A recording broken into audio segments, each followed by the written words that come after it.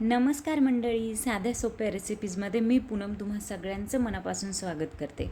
आज आपण बनवणार आहोत रताळ्याचा चाट. याच्यासाठी मी एक मोठ्या साईजचं रताळं घेते आहे, जे मी कढईमध्ये थोड्याशा तुपामध्ये भाजून आणि वाफून असं घेतलेलं आहे.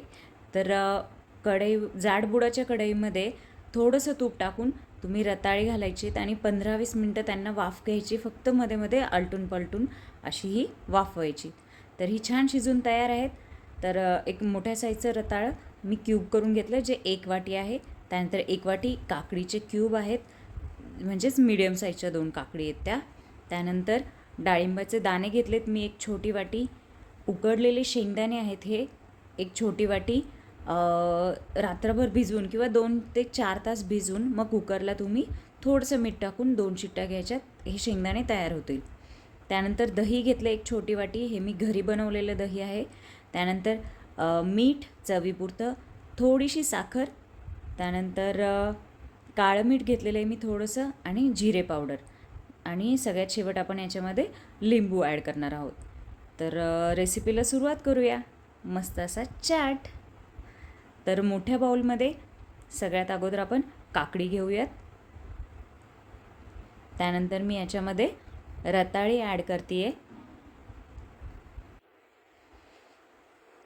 त्यानंतर उकडलेले शेंगदाणे, हे थोडेसे शेंगदाणे मी बाजूला ठेवते गार्निशिंगसाठी, आणि डाळिंबाचे दाणे ॲड करूयात, ते देखील मी थोडेसे बाजूला ठेवते. नंतर आपण याच्यामध्ये जे आपलं राहिलेलं साहित्य आहे ते देखील टाकून घेऊयात. तरी मीठ, थोडीशी साखर, जिरा पावडर, काळं मीठ, हे सगळं तुम्ही चवीनुसार घ्या. त्यानंतर आपण याच्यामध्ये अगोदर लेमन स्क्वीज करून घेऊयात, म्हणजे ते आत्ताच सगळीकडे इव्हनली स्प्रेड होईल.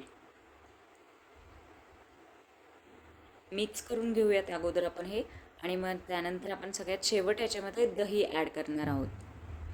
तुम्हाला दही नको असेल तर तुम्ही असाच चाट देखील खाऊ शकता, खूप छान लागतो हा.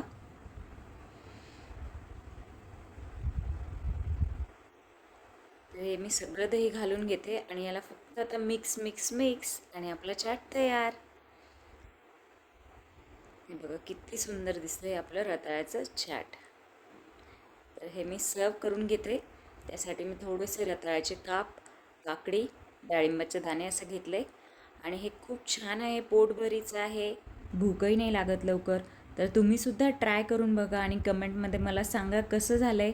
थँक्यू सो मच रेसिपी शेवटपर्यंत बघितल्यासाठी. Thank you, bye.